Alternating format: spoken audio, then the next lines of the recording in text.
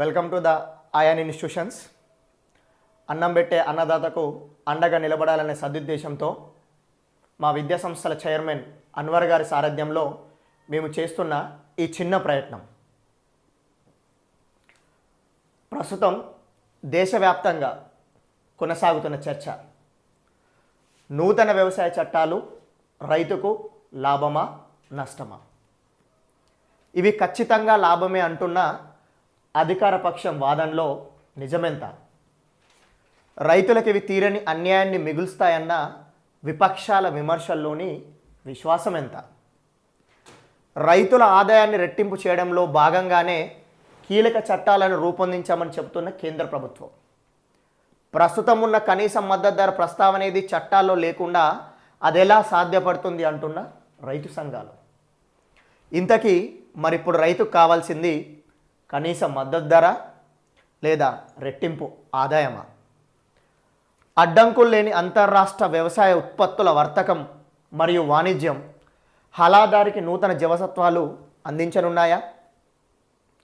కార్పొరేట్ల మేలుకే ఈ నూతన చట్టాలు అంటున్న పలువురు వ్యాఖ్యల్లోని వాస్తవం ఎంత? బడా వ్యాపారులతో తేడా వస్తే బక్కచిక్కిన రైతు పోరాడగలడా? ఇప్పుడు మార్కెట్లుగా పిలువబడుతున్న ఏపీఎంసీలు, తెలుగులో అయితే వ్యవసాయ మార్కెట్ కమిటీలు కొత్త చట్టాల ప్రకారం కనుమరుగవుతాయన్న ప్రచారం నిజమేనా? పంజాబ్, హర్యానా రాష్ట్రాల్లోని రైతులే ప్రముఖంగా ఆందోళనలో పాల్గొనడానికి గల కారణాలేంటి?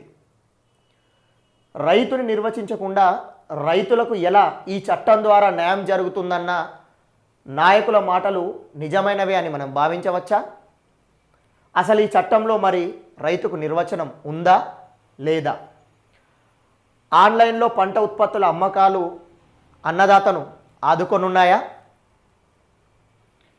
వ్యవసాయం అనేది అసలు రాష్ట్ర పరిధిలోని అంశమా, కేంద్ర పరిధిలోని అంశమా, లేదా ఉమ్మడి అంశమా?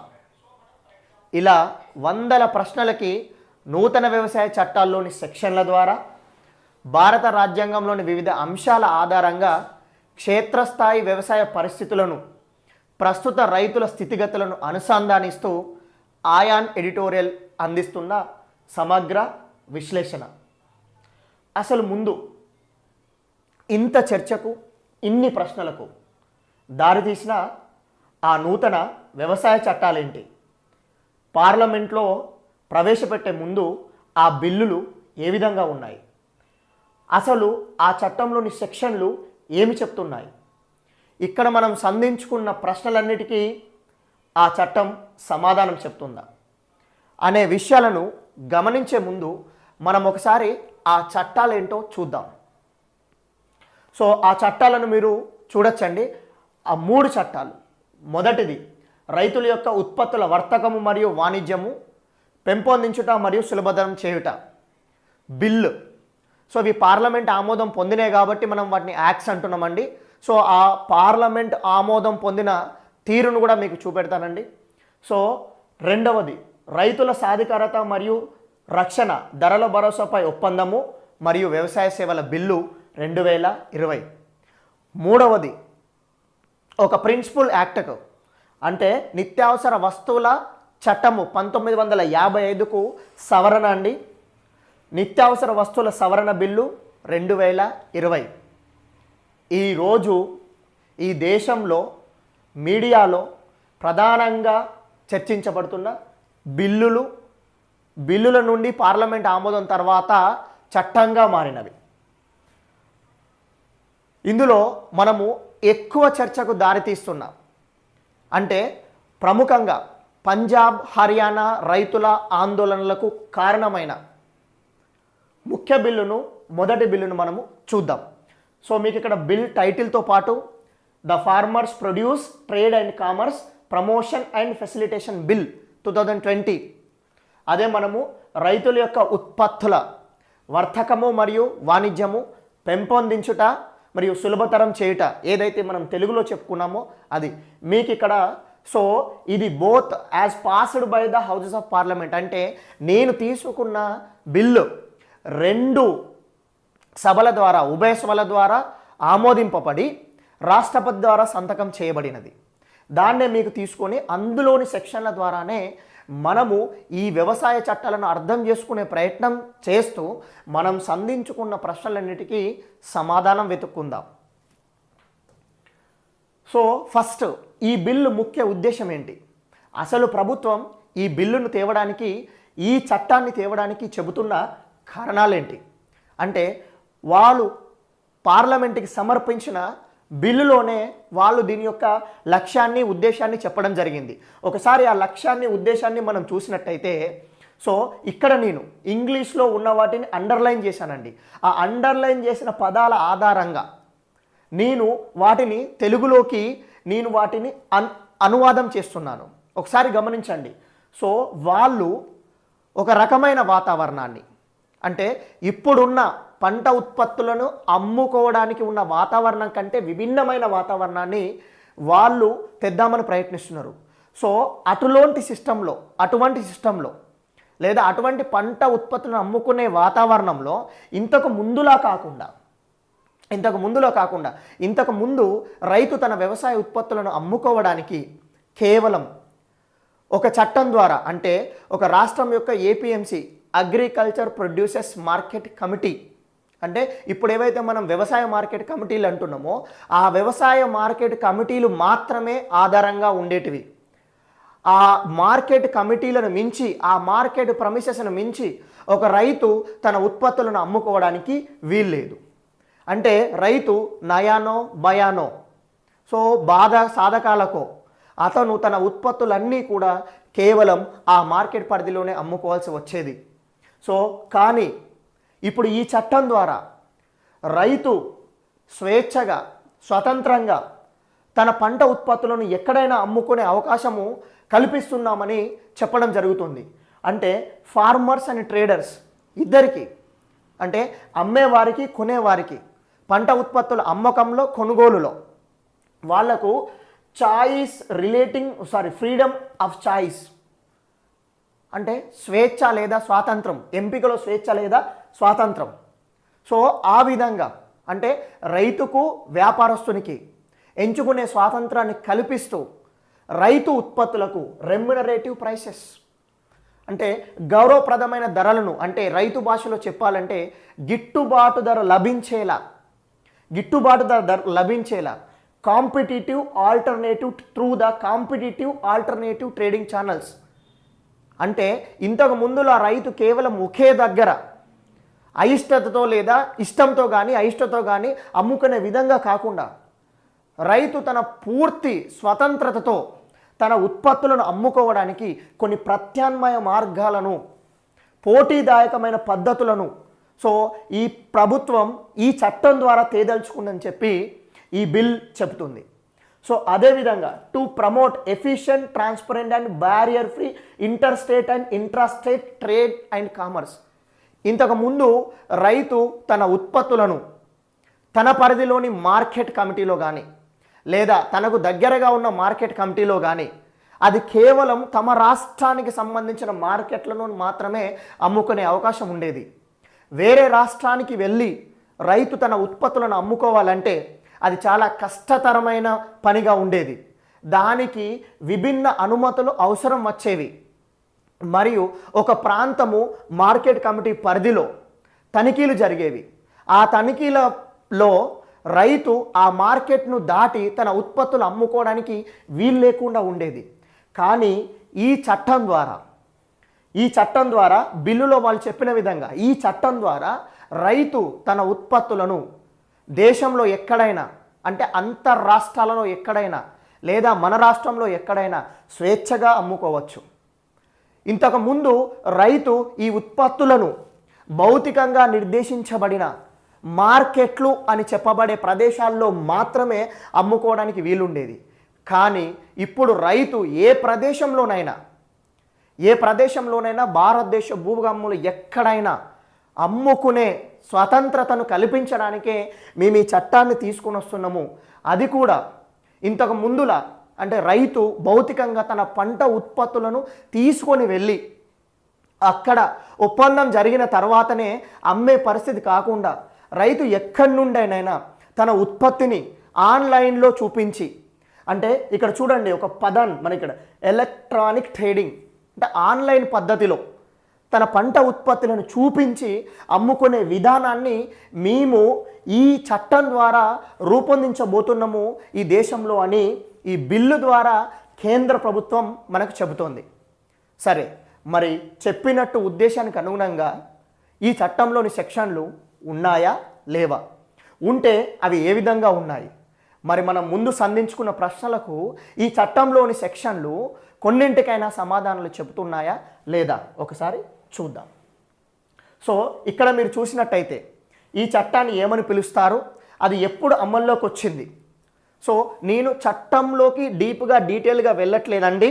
సో ఇదంతా కూడా మనము పాలిటీ కాన్స్టిట్యూషన్ తెలిసిన వాళ్ళు ఎవరైనా నేర్చుకోవచ్చును. కానీ మీకు ఈ చట్టంలో ఉన్న కొన్ని కీలకమైన అంశాలను బోధించడానికి నేను మీ ముందు ఉన్నా కాబట్టి సో కీలకమైన అంశాలను బోధిస్తున్నాను, అది గమనించండి.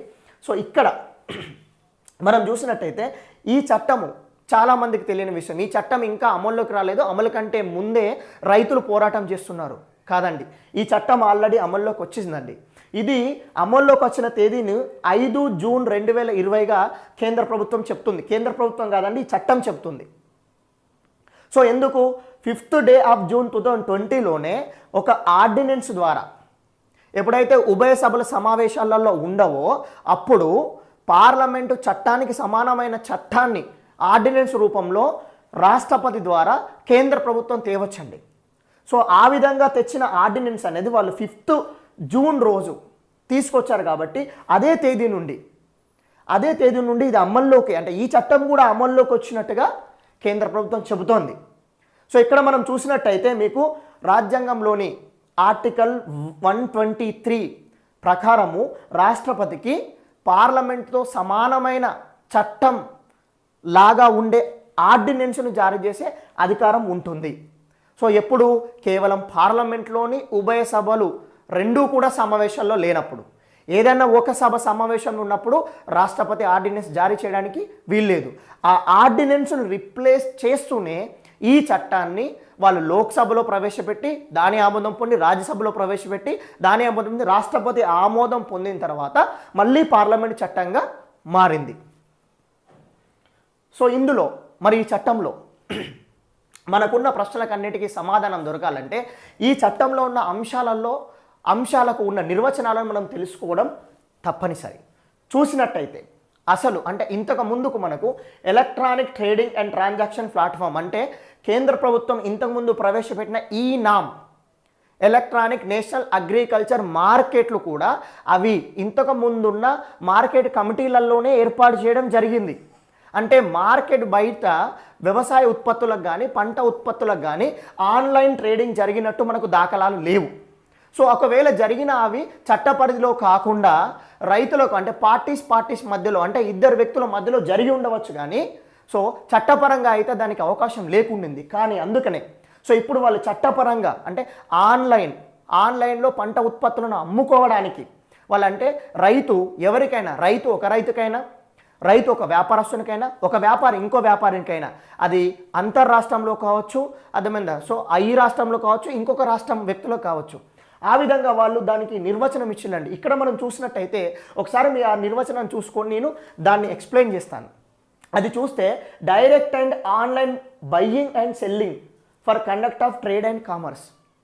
అంటే ఆన్లైన్లో మనం ఏదైతే అమెజాన్లో, ఫ్లిప్కార్ట్లో లేదా ఇట్లయితే మనం వస్తువులను చూసి కొనుక్కుంటున్నామో ఇక్కడ కూడా రైతు తన ఉత్పత్తులను ఎక్కడ వీడియో కాలింగ్ ద్వారా కానీ ఏదో ఒక విధంగా ఒక ఫోటో ద్వారా కానీ ఒక వ్యాపారస్తునికి పంపి సో తన పంటకు వ్యాపారస్తుడు నిర్ణయించిన ధరకు తనకు సమ్మతమైతే తన పంటను ఫిజికల్గా డెలివరీ చేస్తే దానికి సంబంధించిన పేమెంట్ మళ్ళీ ఆ వ్యాపారస్తుడు తనకు ఇచ్చే విధంగా, అంటే ఎలక్ట్రానిక్ డివైజెస్ ద్వారా, ఇంటర్నెట్ అప్లికేషన్ ద్వారా, డైరెక్ట్ అండ్ ఆన్లైన్ ద్వారా ఇప్పుడు మనం పంట ఉత్పత్తుల యొక్క క్రయ విక్రయాలు జరుపుకోవచ్చు. కానీ తప్పకుండా పంట కంపల్సరీగా అంటే పంటను మాత్రం మనం ఫిజికల్గా డెలివరీ చేయాల్సిందే, ఆన్లైన్లో డెలివరీ చేయం. అవసరమైతే అమౌంట్ ఆ వ్యాపారి మనకు ఆన్లైన్లో డెలివరీ చేయొచ్చు, కానీ physical delivery of farmers produce అంటే ఏవైతే పంట ఉత్పత్తులు ఉంటాయో ఆ పంట ఉత్పత్తులు ఖచ్చితంగా సో భౌతికంగా మనము కొన్న వ్యక్తికి మనము బదిలీ చేయాల్సిందే. తర్వాత వచ్చేసి ఇక్కడ మనము ఇంతకు ముందుకు తీసుకున్న ప్రశ్నలో రైతు నిర్వచనం లేదు అంటే ఇందులో ఈ చట్టంలో రైతు నిర్వచనం లేదు కాదండి, ఈ చట్టంలో రైతు నిర్వచనం ఉంది.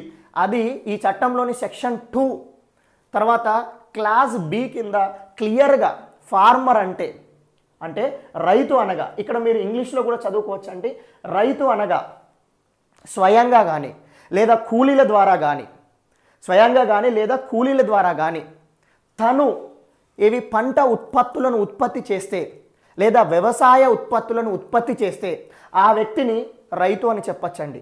ఆ వ్యవసాయ ఉత్పత్తులు ఆల్మోస్ట్ ఆల్ భారతదేశంలో అత్యధికంగా ఉత్పత్తి చేయబడుతున్న పంట ఉత్పత్తులను, ఆ తర్వాత వ్యవసాయ రంగానికి అనుబంధ రంగాలుగా ఉన్న అన్నింటినీ వాళ్ళు మెన్షన్ చేయడం జరిగింది. అంటే మీరు ఒకసారి చూసినట్టయితే so rice, wheat, edible oils, vegetables, fruits, ఆ తర్వాత వచ్చేసి వ్యవసాయ అనుబంధ రంగాలైన poultry, piggery, goatery, fishery, dairy, ఆ తర్వాత మనం చూసినట్టయితే intended for human consumption in its natural or processed form అంటే ఏవి మరి మనం ఏమని చెప్పాము, రైతు అంటే ఎవరు, ఎవరైతే వ్యవసాయ ఉత్పత్తులను ఉత్పత్తి చేస్తారో వాళ్ళే రైతు అని చెప్పినాం.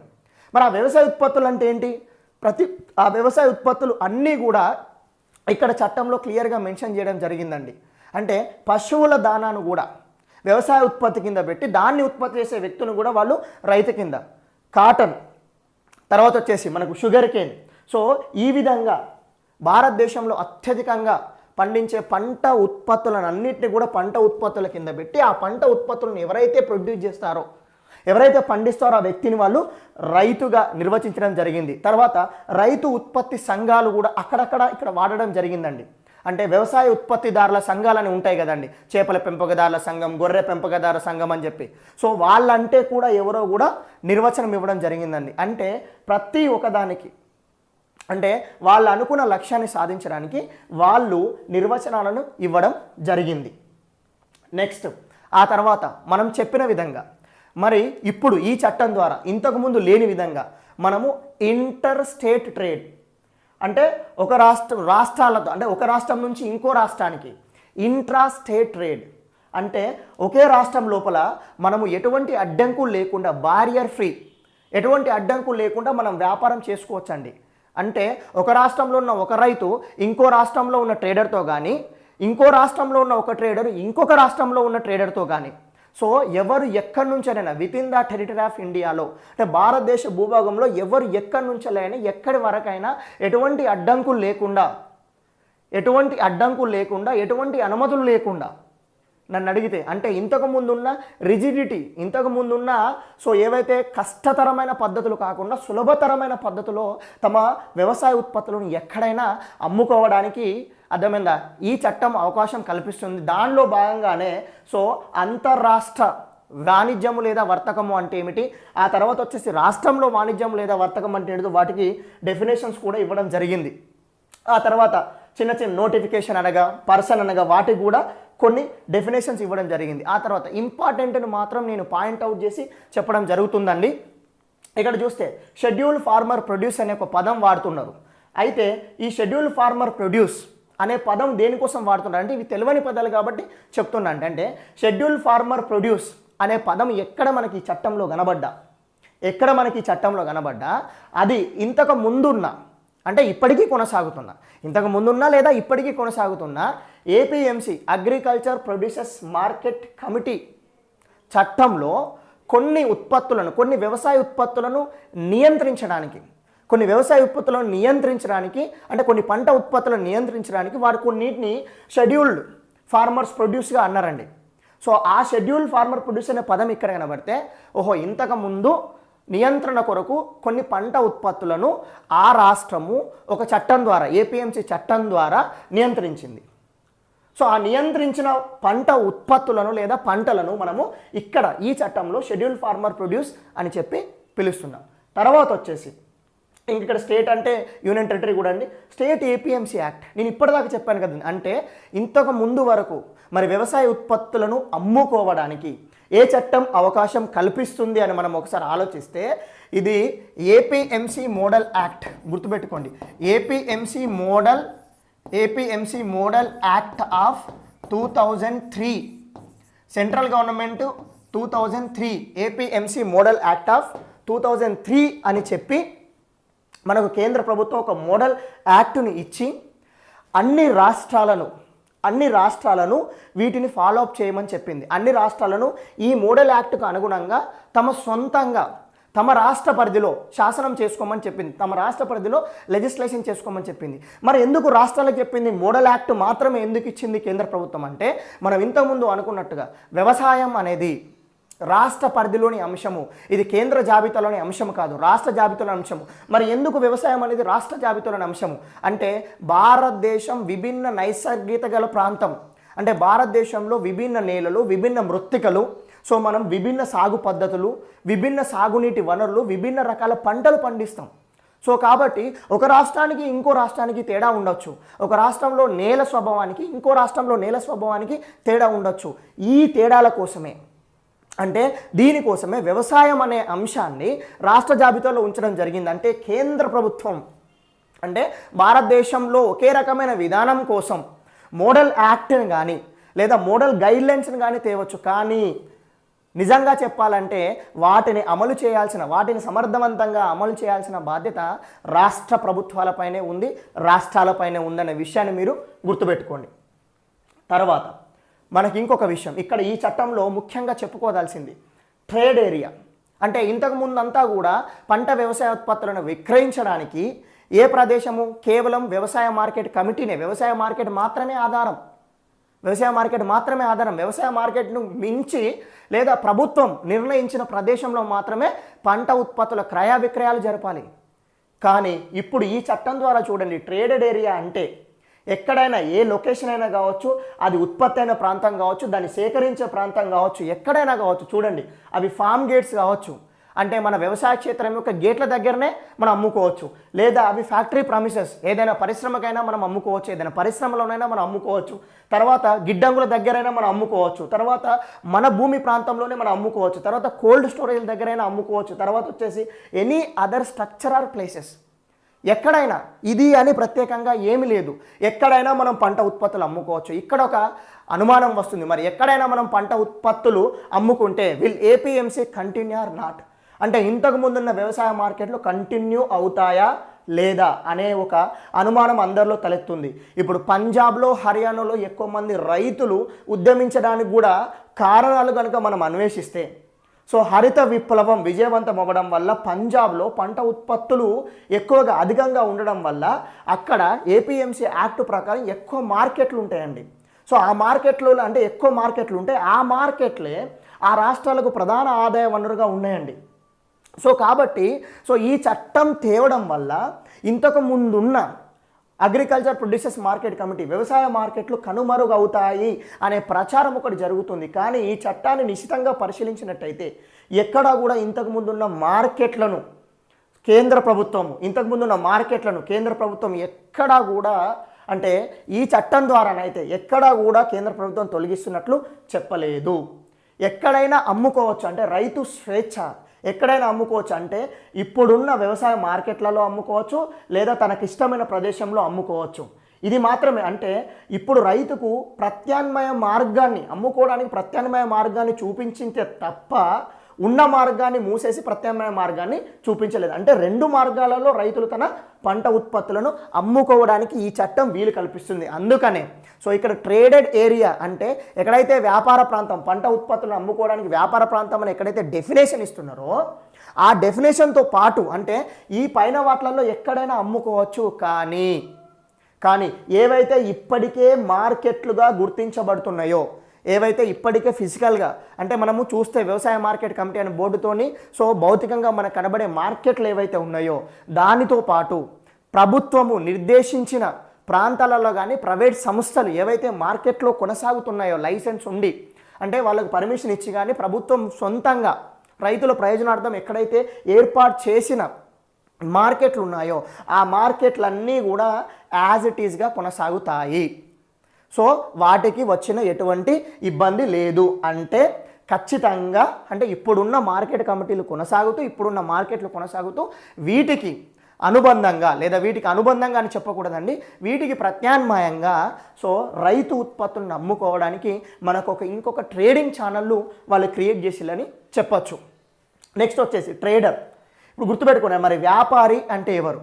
సో ఇక్కడ వ్యాపారి అంటే ఈ చట్టం ప్రకారం వ్యాపారి అంటే వాళ్ళు ఇచ్చిల్లండి, ఎవరైతే పంట ఉత్పత్తులను కొంటారో సో వాళ్ళు ఎక్కడి నుంచి అంటే ఇంకో రాష్ట్రం వాళ్ళు కావచ్చు, ఇంకో రాష్ట్రం నుంచి ఇక్కడ కొనే వాళ్ళు కావచ్చు, ఇక్కడ నుండి వేరే రాష్ట్రంలో కొనే వాళ్ళు కావచ్చు, లేదా ఒకరు కావచ్చు, ఇద్దరు కావచ్చు, వాళ్ళు పార్ట్నర్షిప్లో కావచ్చు, ఏదైనా కావచ్చు, లేదా వాళ్ళు రీటైల్ రంగంలో ఉండొచ్చు, హోల్సేల్ రంగంలో ఉండొచ్చు, లేదా వాల్యూ అడిషన్లో ఉండొచ్చు, లేదా ప్రాసెసింగ్లో ఉండొచ్చు, మ్యానుఫ్యాక్చరింగ్లో ఉండొచ్చు. సో ఎవరైనా కావచ్చండి, ఎవరైనా ఇప్పుడు పంట ఉత్పత్తులను కొనడానికి వాళ్ళకు మనము అవకాశం కల్పిస్తున్నాము. అంటే ఒక రకంగా చెప్పాలంటే ఇప్పుడు అంటే రైతుకు అమ్ముకునే విధానంలో, అంటే రైతు తన పంట ఉత్పత్తులను అమ్ముకునే విధానంలో మల్టిపుల్ పర్సన్స్ ఉన్నారండి. అంటే ఎక్కువ మందికి, అంటే తనకి ఇష్టం వచ్చిన చోట, ఇష్టం వచ్చిన ప్రదేశంలో, ఇష్టం వచ్చిన వ్యాపారికి అమ్ముకోవడానికి అవకాశం. ఇంకొక విషయం, ఇప్పుడు రైతు ఫర్ ఎగ్జాంపుల్ ఒక బడా రైతు ఉండడానికి, ఆ బడా రైతు కూడా చిన్న రైతుల దగ్గర నుంచి వెళ్ళి ఉత్పత్తులు సేకరించి పెట్టుకునే అవకాశం కూడా ఈ చట్టం ద్వారా మనకు కల్పిస్తుందండి. అంటే ఒకవేళ చిన్న సన్నకారు రైతులు తమ దగ్గర ఉంచుకునే శక్తి లేదు, కానీ అదే గ్రామంలో ఉన్న ఒక బడా రైతు, అదే గ్రామంలో ఉన్న ఒక పెద్ద రైతు ఆ పంట ఉత్పత్తులను కొని తను స్టోరేజ్ చేసుకొని తనకు మంచి ధర, అంటే తను వేరే రాష్ట్ర వ్యాపారితో సంబంధం కలిగి ఉండి తను మంచి ధర వచ్చినప్పుడు సో పంపించే అవకాశం ఉన్నా కూడా లోకల్లో ఉన్న రైతులు ఎటువంటి ఖర్చులు లేకుండా కూడా ఉపయోగించుకునే అవకాశం మనకి ఇక్కడ కనబడుతుందండి. తర్వాత వచ్చేసి సో ఇప్పుడు మళ్ళీ చాప్టర్ 2లో మనం చూసినట్టయితే promotion and facilitation of trade and commerce of farmers produce. ఇందులో ఏం చెప్తున్నారు? సో ఇక్కడ చూస్తే freedom to conduct trade and commerce in traded area, అంటే ఎవరైనా కూడా ఈ యాక్ట్ ద్వారా ఎవరైనా ఎక్కడైనా కూడా వ్యాపారాన్ని చేసుకునే అవకాశం ఇది కల్పిస్తుంది. గుర్తుపెట్టుకోండి. తర్వాత వచ్చేసి ఇక్కడ మనకు ఇంకొక డౌట్ వస్తుంది, ఇక్కడ మరి ఎవరైనా ఎక్కడైనా చేసుకునే అవకాశం కలిగిస్తే సో ఇక్కడ రైతులు మిస్యూజ్ అయ్యే అవకాశం ఉంది కదా, మరి రైతులు మిస్యూజ్ అయితే వాళ్ళకి మనము ఏ విధంగా, అంటే ప్రభుత్వం ఏ విధంగా సహాయపడగలదు అనేది ఒక అంశము. రెండోది, మరి ఏపీఎంసీలో కొన్ని పంట ఉత్పత్తులను, అంటే వ్యవసాయ మార్కెట్లో కొన్ని పంట ఉత్పత్తులను మనము కొంటున్నాం కదా, మరి ఆ పంట ఉత్పత్తుల నియంత్రణ కోసమే మనం అక్కడ పెట్టినాం కదా, మరి వాటిపైన నియంత్రణ పోతుందేమో, లేదా మార్కెట్ల యొక్క వాల్యూ తగ్గుతుందేమో ఎవరు పడితే వాళ్ళు కొంటే. ఇంకొక విషయం గుర్తుపెట్టుకోండి, ఇక్కడ ఎవరు కూడా మార్కెట్లలోకి, అంటే ఇప్పుడున్న వ్యవసాయ మార్కెట్లోకి పోయి కొనడానికి అవకాశం లేదు. అంటే వాళ్ళు మార్కెట్ల ఫిజికల్ ప్రమిసెస్కు, ఇప్పుడున్న మార్కెట్ల భౌతికంగా ఇప్పుడున్న మార్కెట్ల ప్రమిసెస్ అవతలనే, అంటే సరిహద్దుల అవతల మాత్రమే, సరిహద్దుల్లో కాదండి, వాటి సరిహద్దుల అవతల మాత్రమే సో వాళ్ళు వ్యాపారం చేయడానికి వీలుని తప్ప లేదు. ఒక రైతు తన వ్యవసాయ ఉత్పత్తిని మార్కెట్కు తరలిస్తే ఆ మార్కెట్కు వచ్చి అన్యాయంగా లేదా అక్రమంగా లేదా రైతు అనుమతి లేకుండా తరలించే అవకాశము ఎంత మాత్రము ఆ వ్యాపారస్తునికి లేదు. సో ఆ విధంగా కూడా ఈ చట్టం సో మనకు వ్యాపార ప్రాంతం అనే ఏదైతే డెఫినేషన్ ఉందో ఆ డెఫినేషన్లో చెప్తుందట. ఆ తర్వాత వచ్చేసి ఇక్కడ కూడా మరి ఇక్కడ మనం చూసాం కదండి, షెడ్యూల్డ్ ఫార్మ్ ప్రొడ్యూస్ ఏవైతే ఏపీఎంసీ యాక్ట్లో రెగ్యులేషన్ కోసం పెట్టిన క్రాప్ ఉందో ఆ క్రాప్ను ఒకవేళ ఏదైనా ట్రేడర్ కొనాలనుకుంటే, అంటే భారతదేశంలో ఏ ప్రాంతంలోని వ్యక్తి అయినా ఏ ట్రేడర్ అయినా కొనాలనుకుంటే ఖచ్చితంగా ఆ వ్యక్తి తను పాన్ నెంబర్ను కలిగి ఉండాలి. సో పాన్ నెంబర్ను కలిగి ఉన్నట్లయితే ఆ వ్యక్తి ప్రభుత్వం లోబడి పని చేయడానికి మనం ఒక అవకాశంగా దాన్ని అనుకోవచ్చు. పాన్ నెంబర్ లేదా ప్రభుత్వం నిర్దేశించబడిన పత్రం, అంటే పాన్ నెంబర్కు సమానమైన పత్రాన్ని అతను కలిగి ఉంటే మాత్రమే ఏపీఎంసీ యాక్ట్లో చెప్పబడ్డ షెడ్యూల్డ్ ఫార్మ్ ప్రొడ్యూస్, అంటే ఏపీఎంసీ యాక్ట్లో చెప్పబడ్డ రెగ్యులర్ చేయబడ్డ క్రాప్ ప్రొడ్యూస్ను కొనడానికి ఆయనకు అవకాశం లభిస్తుంది, లేకపోతే లేదు. అంటే ఒక రకంగా రిజిస్ట్రేషన్ లైసెన్స్ లేకుండా వ్యాపారస్తులు కొంటే రైతులకు మోసం జరుగుతుందనే ఉద్దేశంతో ఎవరైతే అంటున్నారో వాళ్లకు ఒక రకంగా చెప్పాలంటే ఇక్కడ వారు మొత్తానికే లైసెన్స్ లేకుండా, అంటే మొత్తానికే రిజిస్ట్రేషన్ లేకుండా అంశాలనేవి ఇక్కడ తీసుకోలేదు. ఒకవేళ మళ్ళీ దాని తర్వాత కూడా సెంట్రల్ గవర్నమెంట్ మళ్ళీ చెప్పిందండి, దాని తర్వాత కూడా సో వాళ్ళు చెప్పడం, the central government if it is the opinion that it is necessary or expedient in the public interest so to do prescribe a system of electronic registration. ఒకవేళ ప్రభుత్వం ఇది అవసరము, ప్రభుత్వం ఇది ఖచ్చితంగా ప్రజల ప్రయోజనార్థం అవసరము అనుకుంటే కేంద్ర ప్రభుత్వము దానికోసం అంటే వ్యాపారస్తులందరూ నమోదు అవ్వడానికి ఒక సపరేటు ఎలక్ట్రానిక్ రిజిస్ట్రేషన్ ప్రాసెస్ను కూడా కేంద్ర ప్రభుత్వము స్టార్ట్ చేస్తుంది. దాంతోపాటు అంటే వాళ్ళు ఏ విధంగా ట్రాన్సాక్షన్ చేయాలి, అంటే ఏ విధంగా ఏ విధంగా వాళ్ళు వ్యాపార లావాదేవీలను కార్యకలాపాలను నిర్వహించుకోవాలో కూడా కేంద్ర ప్రభుత్వం చెబుతుంది. ఎప్పుడు ఇది సక్రమంగా అమలు కానప్పుడు అనుకోవచ్చు, లేదా ఈ చట్టం తర్వాత టైం బై టైం దీని యొక్క పనితీరును గమనించుకుంటూ కూడా కేంద్ర ప్రభుత్వము ఆ అంశాలను మనకు చెప్పచ్చు. మోడ్ ఆఫ్ పేమెంట్ అంటే రైతులకు చెల్లించే విధి విధానాలను కూడా రైతులకు చెల్లించే అంటే రైతుల పంట ఉత్పత్తులకు చెల్లించే విధి విధానాలు కూడా కేంద్ర ప్రభుత్వమే అవసరమైన సమయంలో అవసరం అనుకుంటే మార్గదర్శకాలను జారీ చేస్తుందని కూడా ఈ చట్టం చెబుతుంది. తర్వాత వచ్చేసి ఇక్కడ ఎవరైతే రైతు ఉత్పత్తులను కొంటారో ఆ కొన్న వ్యక్తి అదే రోజు ఇక్కడ మనం చూసినట్టయితే చట్టంలో మనకు క్లియర్గా కనబడుతుందండి. అంటే every trader who transact with farmers shell make payment for the traded scheduled farmers produce on the same day or with in the maximum 3 working days. అంటే మొదటగా చూస్తే మనము వ్యవసాయ ఉత్పత్తులను అయితే ఎవరైతే కొనుక్కుంటారో అదే రోజు రైతుకు పూర్తి నగదును చెల్లించాల్సి ఉంటుంది. పూర్తి నగదు అనే కంటే పూర్తి ఏది ఆ పంటకు వచ్చిన ధరను చెల్లించాల్సి ఉంటుంది, ఆ పంటకు వచ్చిన ఆదాయాన్ని చెల్లించాల్సి ఉంటుంది. లేదా ఒకవేళ అలా కాదనుకుంటే within maximum 3 working days 3 రోజుల్లో దాన్ని చెల్లించాల్సి ఉంటుంది. ఎందుకంటే ఒక్కొక్కసారి మనం పంటను ఫర్ ఎగ్జాంపుల్ ఇప్పుడు ఆన్లైన్ వ్యవస్థలో మనం పంటను అమ్మినప్పుడు ఫర్ ఎగ్జాంపుల్ మనం ఇక్కడ ఒక ఫోటో ద్వారా అంటే మనం ఇక్కడ ఆన్లైన్ ద్వారా లేదా వాట్సాప్ వీడియో కాల్ ద్వారా మనము ఆ పంట ఉత్పత్తిని చూపెడతాము. ఆ వ్యాపారస్తునికి నచ్చుతుంది, నచ్చి మనం అందరం రేటు మాట్లాడుకుంటాం. రేటు మాట్లాడుకున్న తర్వాత ధర మాట్లాడుకున్న తర్వాత అప్పుడు కొంత అడ్వాన్స్గా ఇచ్చి ఎప్పుడైతే ఇది డెలివరీ అంటే ఏదైతే మనం ఫిజికల్గా దీన్ని డెలివరీ చేస్తామో అంటే ఆయన సమకూర్చడం కానీ మనం సమకూర్చుకున్నాం మనం మాట్లాడుకున్న తీరు అప్పుడు సమకూర్చినప్పుడు కూడా మొత్తం పేమెంట్ దానికి కూడా ఒక రిసిప్ట్ రాస్తాం. అంటే ఏ తేదీన ఇస్తారో అర్థమైంది. దానికి కూడా అంటే ఒక మోడాలిటీ కొన్ని మార్గదర్శకాలు కూడా ఇక్కడ పొందుపరచడం జరిగిందండి. నెక్స్ట్ వచ్చేసి ఇక్కడ సెంట్రల్ గవర్నమెంట్ ఒకవేళ ఇలా రైతులు మిస్యూజ్ అవుతున్నారు అంటే రైతులు ఒకవేళ మిస్యూజ్ అవుతున్నారు అనుకున్నప్పుడు central government different procedure of payment by farmer produce organisation or agriculture cooperative society by whatever name called linked with the receipt of payment from the buyers. అంటే ఒకవేళ ఈ విధంగా రైతులు మిస్యూజ్ అవుతున్నారు అనుకున్నప్పుడు కేంద్ర ప్రభుత్వము ఒక డిఫరెంట్ అంటే ఒక విభిన్న ఒక చెల్లింపు పద్ధతిని అది ఇంతకుముందు ఉన్న రైతు అంటే వ్యవసాయదారుల సంఘాల ద్వారా కానీ లేకపోతే మనకున్న ప్రాథమిక సహకార సంఘాలను లింక్ చేయడం అనుసంధానించడం ద్వారా కానీ ఎవరైతే పంట ఉత్పత్తులను కొనుక్కుంటారో వాళ్ళ ద్వారా రైతులకు చెల్లించే విధానాన్ని కూడా మేము తీసుకొచ్చే ప్రయత్నం చేస్తున్నామని వాళ్ళు చెబుతున్నారు.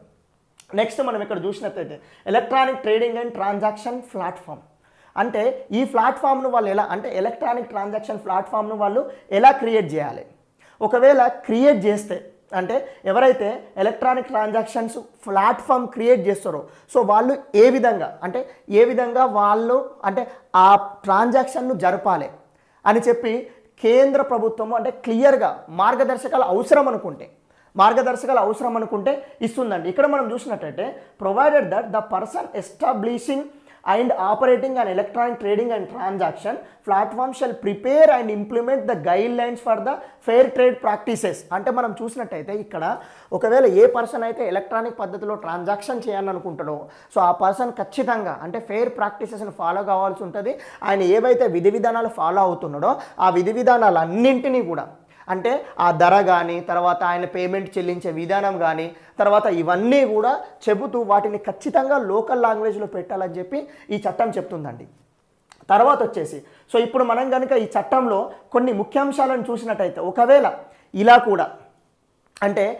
కూడా అర్థమైందా.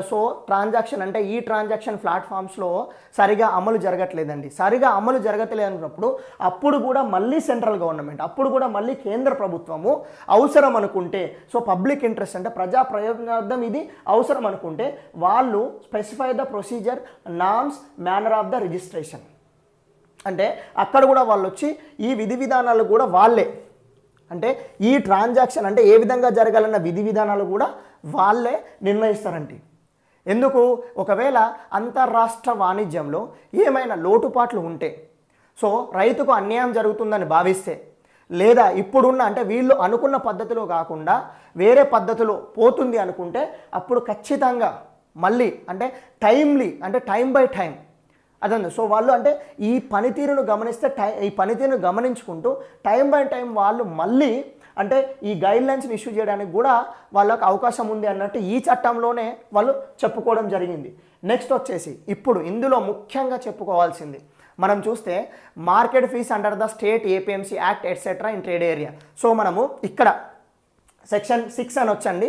ఈ చట్టంలో సెక్షన్ 6ని కనుక మనం చూసినట్టయితే, no market fee or cess or levy by whatever name called under any state APMC act or any other state law shall be levied on any farmer or trader or electronic trading and transaction platform for trade and commerce in scheduled farmers produce in a trade area.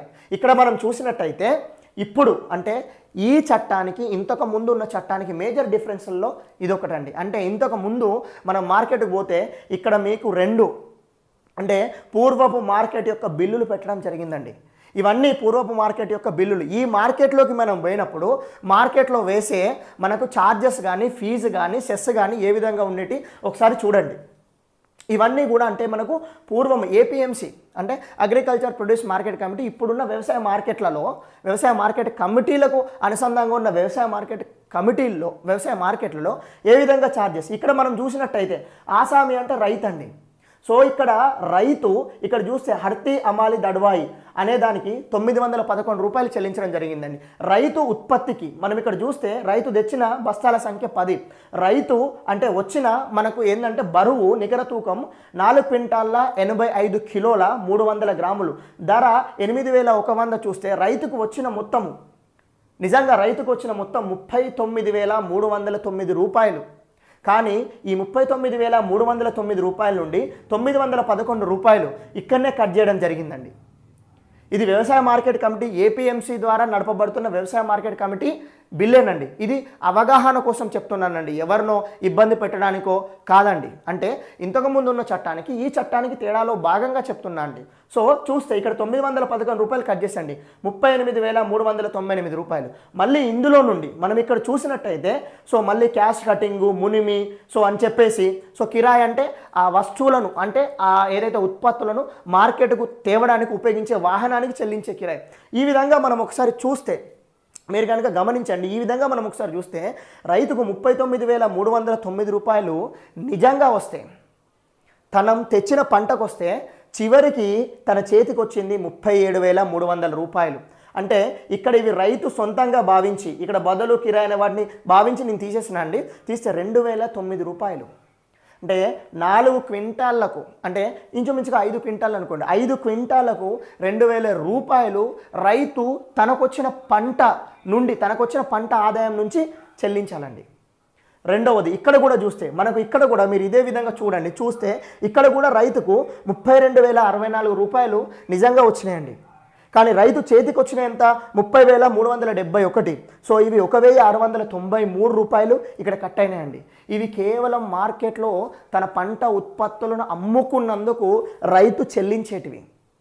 అంటే ఆ పంట ఉత్పత్తులను సేకరించడానికి ఆ పంట ఉత్పత్తుల యొక్క సరుకును రవాణా చేయడానికి చెల్లించే ఛార్జెస్ వేరే అండి. అంటే ఇవన్నీ రైతు కష్టం పోను అంటే రైతు కష్టం తీసేయగా అంటే మనము ఆ ల్యాండ్ అంటే ఆ భూమి యొక్క ఖర్చు భూమి యొక్క సాగు ఇవన్నీ ఏవి కాకుండా అండి కేవలం మార్కెట్లలోనే అంటే కేవలం మనం చూసినట్టయితే కేవలం మార్కెట్లలోనే కట్ అయ్యే డబ్బులు. అంటే మనం పంట ఉత్పత్తి తెచ్చిన దగ్గర నుంచి మన పంట ఉత్పత్తి ఒక వ్యక్తికి అమ్మే వరకు మాత్రమే. చూడండి ఇక్కడ ఇంచుమించుగా చూడండి అంటే 5 క్వింటాలకు ఇంచుమించుగా 2,000 కట్ అయిన పరిస్థితి మనకు కనబడుతుంది. కానీ ఈ చట్టం ద్వారా రైతు ఎక్కడైనా అమ్ముకోవచ్చు, ఎలాగైనా అమ్ముకోవచ్చు, ఎట్లాంటి ఫీజు కానీ ఎట్లాంటి సెస్ కానీ ఎట్లాంటి లెవీ కానీ లేదు. అది ఈ చట్టంలోని సెక్షన్ 6 మనకు చెప్తుందండి. అంటే ఇదే తేడా అండి. అంటే ముఖ్యమైన తేడాలలో ఇదొక తేడా. అంటే రైతు ఎటువంటి ఛార్జీలు ఎటువంటి ఛార్జీలు చెల్లించాల్సిన అవసరం లేదు. ఏపీఎంసీ యాక్ట్లో ఏదైతే చెల్లిస్తున్నారో, వ్యవసాయ మార్కెట్లో ఏదైతే చెల్లిస్తున్నాడో అది ఇక ముందు చెల్లించాల్సిన అవసరం లేదు. తర్వాత వచ్చేసి ఒకవేళ మరి ఇప్పుడు మార్కెట్లో ఉంటే మార్కెట్లో ఎంత ధర పడుతుందో రైతులు తెలుసుకుంటారు కాబట్టి రైతులకు ఒక అవగాహన ఉంటుంది. రైతులకు అంటే ఇప్పటికి కూడా ఈ నామ్ ఎలక్ట్రానిక్ నేషనల్ అగ్రికల్చర్ మార్కెట్ అని చెప్పి కేంద్ర ప్రభుత్వము ఒక పథకాన్ని తెచ్చినప్పుడు కూడా ఆ పథకం సమర్థవంతంగా అమలు కాలేదు. ఇప్పటికి కూడా రైతులు తమ పంట ఉత్పత్తులు అమ్ముకోవడానికి ఎంత ధర ఉందో తెలుసుకోవాలంటే అది కష్టతరమైన పద్ధతి. మరి ఇప్పుడు మనం ప్రైవేట్ వ్యక్తులకు అమ్మినప్పుడు ఎన్నో విధాలుగా వేరు ధరలు ఉంటాయి. మరి వేరు ధరలు ఉన్నప్పుడు రైతులకు ఆ ధరలు ఎలా తెలవాలి? అందుకనే ఈ చట్టంలో కూడా ప్రభుత్వం ఏం చేసిందంటే price information and market intelligence system అంటే సెంట్రల్ గవర్నమెంట్ ఏదైనా ఒక ఆర్గనైజేషన్ ద్వారా ఏదైనా ఒక కంపెనీ ద్వారా అంటే వాళ్ళ కింద ఇచ్చిన ఎక్స్ప్రెషన్ ప్రకారం ఏదైనా ఒక కంపెనీ ద్వారా వాళ్ళు హైర్ చేయడం ద్వారా ఈ price information and marketing intelligence సిస్టమ్ను అంటే ధరలు ఏ ప్లాట్ఫామ్ నుంచి ఏ ప్లాట్ఫామ్ నుంచి అంటే ఏ ఎలక్ట్రానిక్ ట్రాన్సాక్షన్ ప్లాట్ఫామ్ నుంచి కానీ లేకపోతే ఏపీఎంసీల నుంచి కానీ లేకపోతే ఇంకెక్కడ జరిగినా కూడా వాటిని వాళ్ళు రికార్డ్ చేసే సిస్టమ్ అంటే ఈ సర్టెన్ పంట ఉత్పత్తికి ఎంత ధర ఉంది, సర్టెన్ వ్యవసాయ ఉత్పత్తులకు ఎంత ధర ఉంది, అది అంతర్జాతీయ మార్కెట్లో కావచ్చు జాతీయ మార్కెట్లో కావచ్చు. వాళ్ళు ఒక సిస్టమ్తో వస్తారండి. ఆ సిస్టమ్ ప్రకారము రైతులు తెలుసుకునే అవకాశాన్ని కూడా వాళ్ళు కల్పిస్తున్నారండి. కరోనా కష్టకాలంలో మనం చూసినప్పుడు కూడా చాలా వరకు మనము అన్ని రంగాలు లాక్డౌన్ వల్ల పారిశ్రామిక రంగం మూతపడ్డది, సేవా రంగంలో కూడా చాలా అంశాల వరకు మూతపడ్డాయి. కానీ రైతు ఎక్కడా కూడా రైతు కరోనాకు భయపడి ఆగిపోతే మనమంతా తినడానికి కూడా తిండి ఇంకా కష్టం అవ్వండి. కానీ ఇంత ఉన్న రైతు తన ఉత్పత్తులు అమ్ముకోవడానికి ఫిజికల్గా వెళ్ళవలసిన అవసరం వచ్చేది. మళ్ళీ దానికి తోడు అంటే ఎవరైతే గిడ్డంగులలో పెట్టుకొని రైతులు ఉన్నారో ధర ఎంత తెలియకో తక్కువ ధరకు అమ్ముకునే అవకాశం కూడా వచ్చిందండి. అలా కాకుండా ధర ఎంత ఉందో తెలుసుకుంటే అది పెరుగుతుందా తగ్గుతుందా, తన పంట ఉత్పత్తిని దాచుకోవచ్చా లేకపోతే అమ్ముకోవచ్చా అనే అవకాశం కూడా రైతుకి ఏర్పడుతుంది. కాబట్టి ఇది ఒక మంచి చర్యగా కూడా మనం భావించవచ్చండి, price information and marketing intelligence system. దానికి ప్రభుత్వము అంటే కేంద్ర ప్రభుత్వం వచ్చి ఒక సంస్థను ఏర్పరుస్తుందండి. అది ఒకసారి. తర్వాత నెక్స్ట్ వచ్చేసి డిస్ప్యూట్ రెజల్యూషన్. మరి వ్యాపారస్తులతో ఏమి లావాదేవీలు అంటే మాటలు కాదు, సన్న చిన్నకారు రైతులే భారతదేశంలో ఎక్కువ. మన రాష్ట్రం తెలుగు రాష్ట్రాల్లో కానీ వేరే ఎక్కడ కానీ సన్న చిన్నకారు రైతులే ఎక్కువ. మరి ఒకవేళ రైతులకు వ్యాపారస్తులకు మధ్య తేడా వస్తే, ఏది కొనుగోలు విషయంలో అమ్మకం విషయంలో తేడా వస్తే అప్పుడు వీళ్ళు ఇక్కడ డిస్ప్యూట్ రెజల్యూషన్ మెకానిజం కూడా పెట్టడం జరిగిందండి. ఈ డిస్ప్యూట్ రెజల్యూషన్ మెకానిజం ప్రకారము ఒకవేళ రైతుకు వ్యాపారికి మధ్యలో లావాదేవీల విషయంలో తేడా వస్తే రైతు సబ్ డివిజనల్ మెజిస్ట్రేట్ అంటే మనం చూస్తే డివిజనల్ అధికారి అంటే మనం ఆర్డీఓ అని అంటామండి. సబ్ డివిజనల్ మెజిస్ట్రేట్ అంటే మనము ఇక్కడ ఎంఆర్ఓను మండల్ రెవెన్యూ ఆఫీసర్ను తెలంగాణ రాష్ట్రం అయితే తహసీల్దార్ అంటున్నారండి. ఈ తహసీల్దార్ను మనం అప్రోచ్ కావచ్చండి. అప్రోచ్ అయితే ఆ డిస్ప్యూట్ను రిజాల్వ్ చేయడానికి ఆ ఎంఆర్ఓ లేదా ఆ సబ్ డివిజనల్ మెజిస్ట్రేషన్ అనే వ్యక్తి ఒక కన్సలేషన్ బోర్డును ఏర్పాటు చేస్తారండి. అంటే ఆ ఎంఆర్ఓనే ఎవరికైతే డిస్ప్యూట్ ఉందో ఆ డిస్ప్యూట్ వచ్చిన వాళ్ళు ఒక అపీల్ అంటే మనం చెప్పాలనుకుంటే ఒక కేసు ఫైల్ చేస్తే case in the sense police station case కాదండి, జస్ట్ ఒక అపీల్. దీనికి అంటే ఏ విధంగా దీన్ని ఫైల్ చేయాలనే విషయం కూడా కేంద్ర ప్రభుత్వం రానున్న కాలంలో దానికి సంబంధించిన అంటే రానున్న కాలంలో ఏ విధంగా వీటిని ఫైల్ చేయాలనే విషయం కూడా చెప్పడం జరిగిందండి. వాళ్ళు సబ్ డివిజనల్ మెజిస్ట్రేట్ను ఎవరైతే అగ్రీవ్డ్ పర్సన్ ఉన్నారో అంటే ఎవరైతే నష్టపోయింది అనుకున్నారో వాళ్ళు ఎంఆర్ఓను అప్రోచ్ అయితే ఎంఆర్ఓ ఒక కన్సలేషన్ బోర్డును ఏర్పాటు చేస్తారు. ఆ కన్సలేషన్ బోర్డు చైర్మన్ అంటే కన్సలేషన్ బోర్డులో ఒక చైర్మన్ ఉంటారండి. ఈ చైర్మన్ ఖచ్చితంగా అంటే ఆ ఎంఆర్ఓ కింద పనిచేసే పబ్లిక్ సర్వెంట్ ఆర్ సబార్డినేట్ అయి ఉండాలండి. కంపల్సరీ ఆయన కింద పనిచేసే, ఆయన చేతి కింద పనిచేసే అంటే నథింగ్ బట్ ఆయన కింద పనిచేసే అంటే ఆయనకు కిందగా ఉండే పబ్లిక్ సర్వెంట్ అయి ఉండాలి. ఆ తర్వాత ఈయన కన్సలేషన్ బోర్డ్ చైర్మన్గా ఉంటారండి. తర్వాత 2కు తక్కువ కాకుండా అంటే 2కి తక్కువ కాకుండా 4కి మించకుండా ఆ పార్టీలను ఎవరికైతే డిస్ప్యూట్ వచ్చిందో ఆ డిస్ప్యూట్ వచ్చిన 2ని రిప్రజెంట్ చేసే వ్యక్తులు సమాన సంఖ్యలో వ్యక్తులు సమాన సంఖ్యలో ఉండాలండి. అంటే వాళ్ళు ఇద్దరికి తగ్గకుండా, ఇద్దరికంటే చెరొకరు కావచ్చండి, నలుగురికి మించకుండా, అంటే 2 పార్టీల నుంచి ఇద్దరిద్దరు కావచ్చండి. సో వాళ్ళిద్దరూ ఒక కన్సలేషన్ బోర్డుగా ఏర్పడి సో ఆ ఏదైతే ప్రాబ్లం వచ్చిందో, ఏదైతే డిస్ప్యూట్ వచ్చిందో ఆ డిస్ప్యూట్ను సాల్వ్ చేయాల్సి ఉంటుందండి. ఒకవేళ ఫర్ ఎగ్జాంపుల్ ఆ డిస్ప్యూట్ సాల్వ్ చేయాల్సి ఉంటుంది. ఒకవేళ ఇప్పుడు మనం తీసుకున్నట్టు ఒకవేళ ఫర్ ఎగ్జాంపుల్ వాళ్ళిద్దరిలో ఎవరు ఏ పార్టీని, అంటే ఆ ఇద్దరికి డిస్ప్యూట్ వచ్చిన వాళ్ళు ఎవరు కూడా ఏ వ్యక్తుల్ని వాళ్ళు సజెస్ట్ చేయలేదు.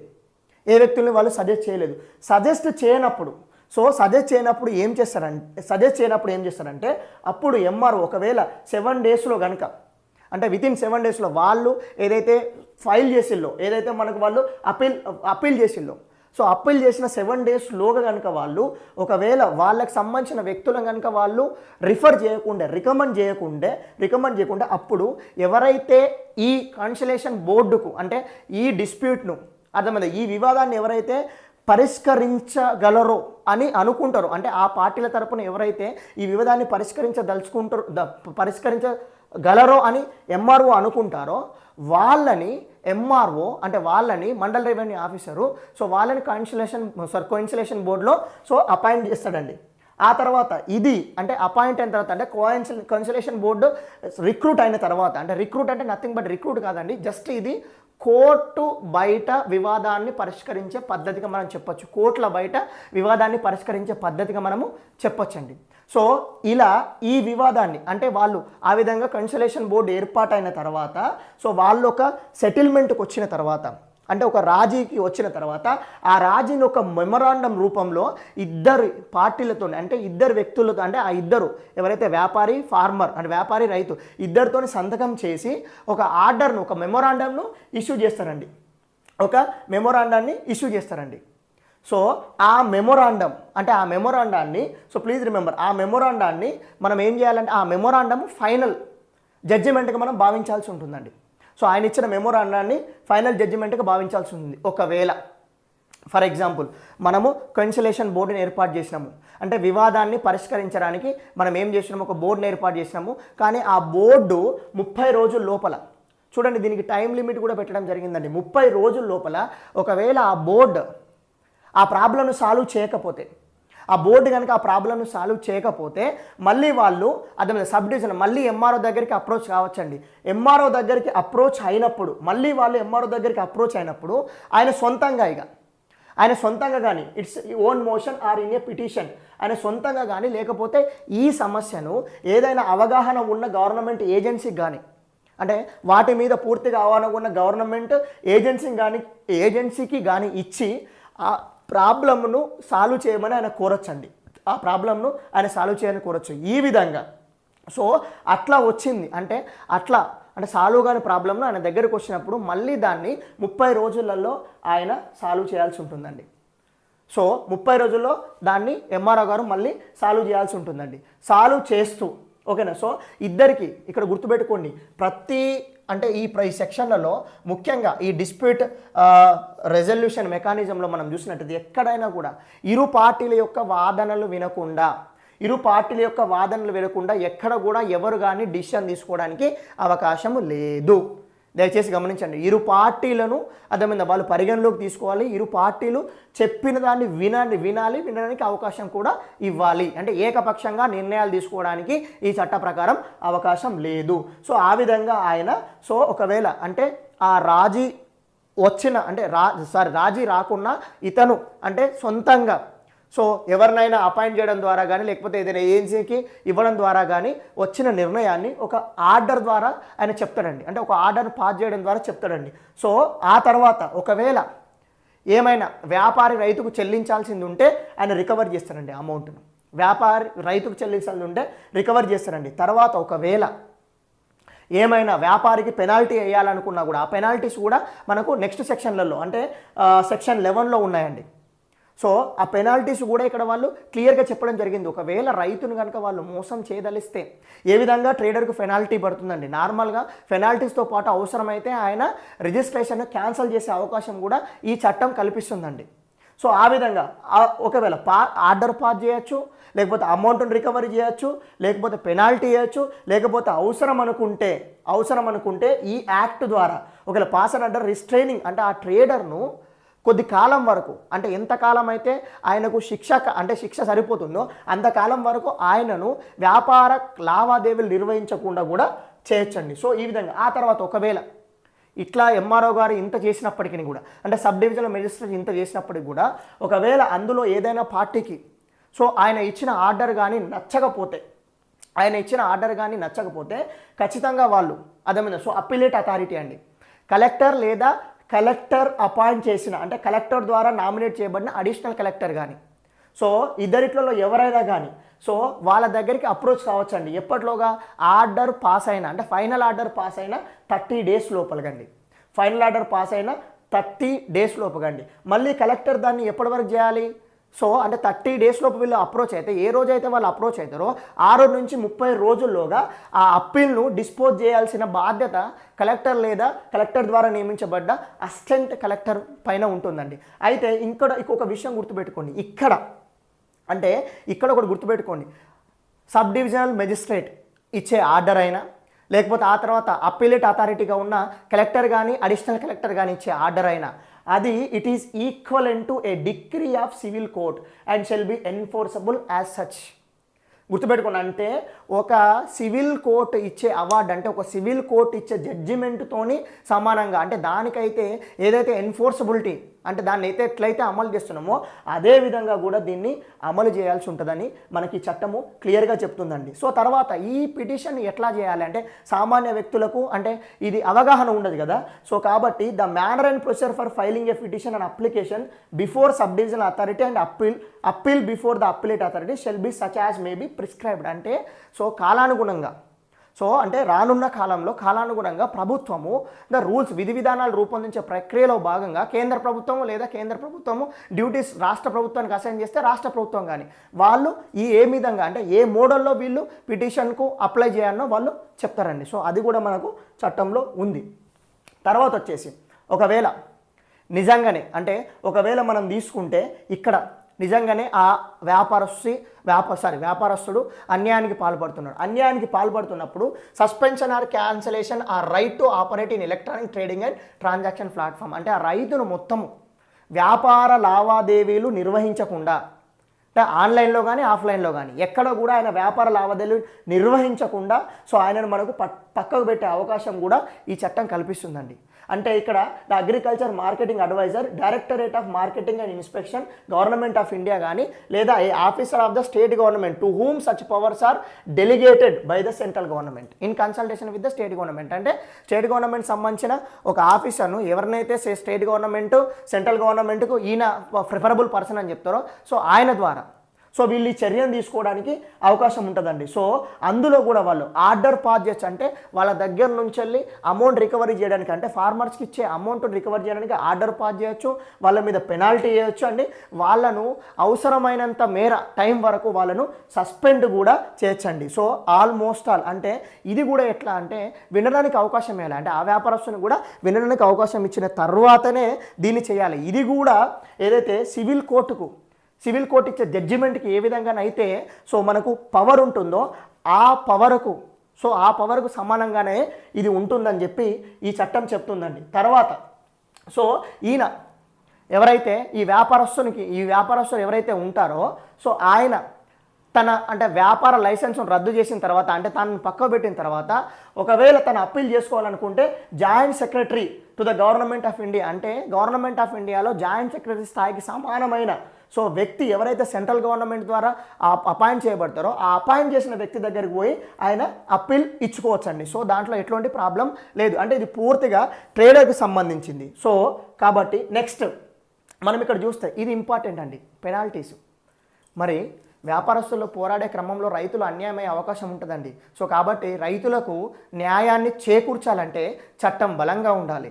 సో ఆ జాగ్రత్తలు తీసుకున్నట్టుగా మనకి ఇక్కడ కనబడుతుంది. ఈ చట్టాన్ని చూస్తే చాప్టర్ 4 అనేది పెనాల్టీస్ గురించి చెప్తుందండి. అంటే సెక్షన్ 11 క్లాస్ 1 క్లాస్ 2 లేదా సెక్షన్ 11 సబ్సెక్షన్ 1 ఆర్ సబ్సెక్షన్ 2 అనేది పెనాల్టీస్ గురించి మాట్లాడుతున్నాయండి. ఈ పెనాల్టీస్ గురించి మనం చూస్తే సెక్షన్ 4 మనకేదైతే రైతులు అర్థమైందా, సో రైతులు వ్యాపారస్తుల మధ్య లావాదేవీలు ఉంటాయో, అంటే nothing but it is offline లావాదేవీలు ఉంటాయి, ఆన్లైన్లో కాకుండా కానీ ఎలక్ట్రానిక్ ట్రాన్సాక్షన్ ప్లాట్ఫామ్ కాకుండా ఆఫ్లైన్ లావాదేవీలు ఉంటాయో, ఒకవేళ ఆఫ్లైన్ లావాదేవీల్లో రైతును కనుక ఆ వ్యాపారి, సో అంటే రైతును కనుక ఆ వ్యాపారి ఒకవేళ మోసం చేసినట్టుగా, అంటే అక్కడ ఉన్న సెక్షన్ 4 ప్రొవిజన్స్ను వైలేట్ చేసినట్టుగా తేలితే, సో ఆ వ్యక్తి లయబుల్ టు పే పెనాల్టీ, అంటే ఆ వ్యాపారస్తుడు పెనాల్టీని పే చేయాల్సి ఉంటుందండి. ఆ పెనాల్టీ ఎంత అంటే which is not be less than 25,000 rupees.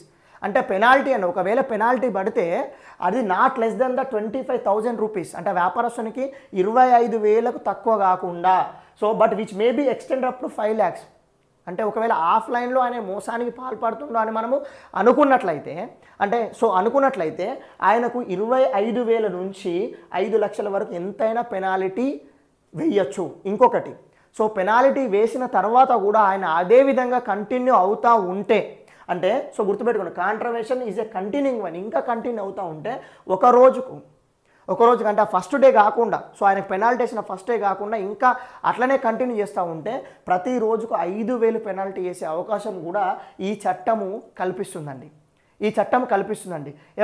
ఎవరైతే అక్కడ ఒకవేళ ఇది ఆ డిస్ప్యూట్ అనేది సబ్ డివిజనల్ మెజిస్ట్రేట్ దగ్గర ఉంటే ఆయన కానీ, కలెక్టర్ ఉంటే ఆయన కానీ, సో తర్వాత ఇది స్టేట్ గవర్నమెంట్ ద్వారా సెంట్రల్ గవర్నమెంట్ ద్వారా నామినేట్ చేయబడి స్టేట్ గవర్నమెంట్ సపోర్ట్ చేసిన వ్యక్తి కానీ, సో వాళ్ళు తర్వాత వచ్చేసి ఒకవేళ if any person who owns controls or operates on electronic trading and ట్రాన్సాక్షన్లో ఒకవేళ ఎలక్ట్రానిక్ ట్రేడింగ్ అండ్ ట్రాన్సాక్షన్లో కనుక నిజంగా అంటే సెక్షన్ 5 సెక్షన్ 7 కనుక ఆయన కాంట్రవీన్ చేస్తుంటే, అంటే వ్యాపారస్తుడు కనుక కాంట్రవీన్ చేస్తుంటే ఇక్కడ పెనాల్టీ, ఆఫ్లైన్లో అది పెనాల్టీ అండి. ఆన్లైన్లో ఒకవేళ కనుక ఈయన ఈ రూల్స్ను బ్రేక్ చేస్తుంటే, అంటే ఆ రూల్స్ను బ్రేక్ చేస్తుంటే అక్కడ ఆయనకు నాట్ బి లెస్ దెన్ 50,000, అంటే minimum penalty 15,000. It extended up to the 10 lakh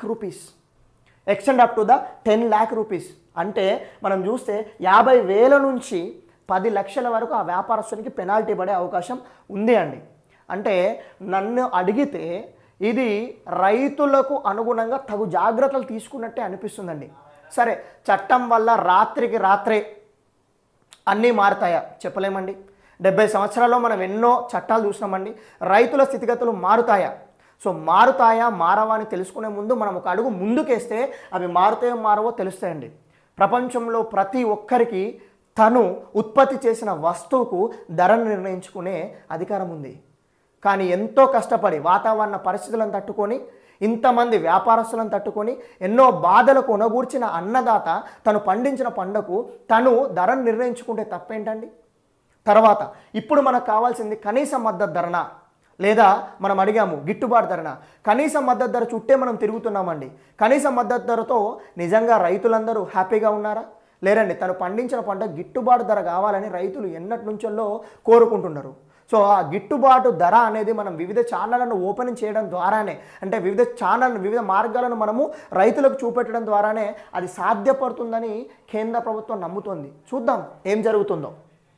తర్వాత వచ్చేసి మిస్లీనియస్ ఇంకేమైనా ఉంటాయి. సో సెంట్రల్ గవర్నమెంట్ అవసరమైనప్పుడల్లా, అంటే కేంద్ర ప్రభుత్వం ఇక్కడ అవసరమైనప్పుడల్లా ఇన్స్ట్రక్షన్స్ కానీ, డైరెక్షన్స్ కానీ, ఆర్డర్స్ కానీ, గైడ్లైన్స్ కానీ, సో ఇవన్నీ తీసుకుంటుందండి. తర్వాత దీని కింద, ఈ చట్టం కింద ఎట్లాంటి యాక్షన్ తీసుకున్నా కూడా, సో ఇవన్నీ protection of action taken in good faith, అంటే ఇవన్నీ మంచిలో భాగంగానే తీసుకున్నట్టే కాబట్టి సో వీటికి కొంత ప్రొటెక్షన్ కల్పించడం జరిగిందండి. అంటే ఇవన్నీ కూడా రైతుల ప్రయోజనాల దృష్ట్యా తీసుకున్నాయి కాబట్టి. సో ఇక్కడ కూడా ఇంకొక విషయం చూసినట్టయితే ఈ యాక్ట్లో చెప్పబడ్డ అంశాలు ఇంతకు ముందు ఉన్న ఏపీఎంసీ యాక్ట్లో కానీ ఎక్కడ కాంట్రడిక్ట్ అయినా, సో ఈ యాక్టే ప్రివేల్ అయ్యే విధంగా, అంటే so act to have the over riding effect, అంటే గుర్తుపెట్టుకోండి. సో రైతులకు సో ఇందులో ఉన్న అంశాలు ఖచ్చితంగా అమలయ్యాలి. అంటే ఇంకొక యాక్ట్కు ఈ యాక్ట్కు కాంట్రడిక్షన్ వచ్చినా కూడా ఇందులో ఉన్న అంశాలే ప్రివేల్ అయ్యి కూడా వాళ్ళు చెప్పడం జరిగిందని. తర్వాత bar of jurisdiction of civil courts, అంటే కోర్టుల పరిధిల నుంచి ఏంటంటే ఈ సివిల్ కోర్టులు ఏవి కూడా సో ఈ అంశాలలో, అంటే నథింగ్ బట్ ఇక్కడ ఒక విషయం కూడా మనం గమనించాలండి. ఎందుకంటే కోర్టు పరిధిలలో చాలా కేసులు పెండింగ్లో ఉన్నాయండి. కోర్టు మెట్లెక్కడం సాధారణమైన విషయం కాదండి. సో కాబట్టి సో కోర్టుల కేసులు పెండింగ్ ఉన్న క్రమంలో మళ్ళీ ఈ రైతు కేసు ఎంతవరకు రిజాల్వ్ కాగలదనే సమస్యతోటి కోర్టు పరిధి బయట ఈ వివాదాన్ని పరిష్కరించుకునే ప్రక్రియ కూడా ఏదైతే ఉందో అంటే సమర్థవంతంగా అమలైతే దాన్ని ఒక గొప్ప ముందడుగా కూడా మనము అభివర్ణించవచ్చు. సో ఈ విధంగా అండ్ ఇందులో ఇంకొక విషయం గుర్తుపెట్టుకోండి, ఈ యాక్ట్లో ఏమున్నవి స్టాక్ ఎక్స్చేంజెస్ కానీ తర్వాత సో క్లియరింగ్ కార్పొరేషన్స్ కానీ ఇది వర్తించదండి. సో నెక్స్ట్ వచ్చేసి ఇక్కడ సెంట్రల్ గవర్నమెంట్ ఒక నోటిఫికేషన్ ద్వారా central government by time central government ఏం చేయొచ్చండి అంటే ఇవన్నీ కూడా అంటే సో వ్యాపారస్తులు అర్థమైందా, సో వ్యాపారస్తుల రిజిస్ట్రేషన్ కోసం ఒక సిస్టమ్ కానీ తర్వాత ఒకవేళ చెల్లింపులు రైతులకు చెల్లింపులు ఏ విధంగా ఉండాలని కానీ తర్వాత వచ్చేసి సో పిటిషన్స్ ఏ విధంగా ఫైల్ చేయాలని చెప్పి టైం బై టైం ఆ తర్వాత ఇన్ఫర్మేషన్ రిగార్డింగ్ ద ట్రాన్సాక్షన్స్ అంటే ఈ ట్రాన్సాక్షన్ యొక్క ఇన్ఫర్మేషన్ కూడా government time by time central government time by time ఏ విధంగా ఉండాలనో కూడా ఐదర్ అంటే స్టేట్ గవర్నమెంట్లకు గైడ్లైన్స్ ఇవ్వడం ద్వారా కానీ లేదా స్టేట్ గవర్నమెంట్ల ద్వారా కానీ సో ఏ విధంగా అయితే ఆ విధంగా సో గవర్నమెంట్ ఎప్పటికప్పుడు తెలియపరుస్తూ ఉంటుందండి.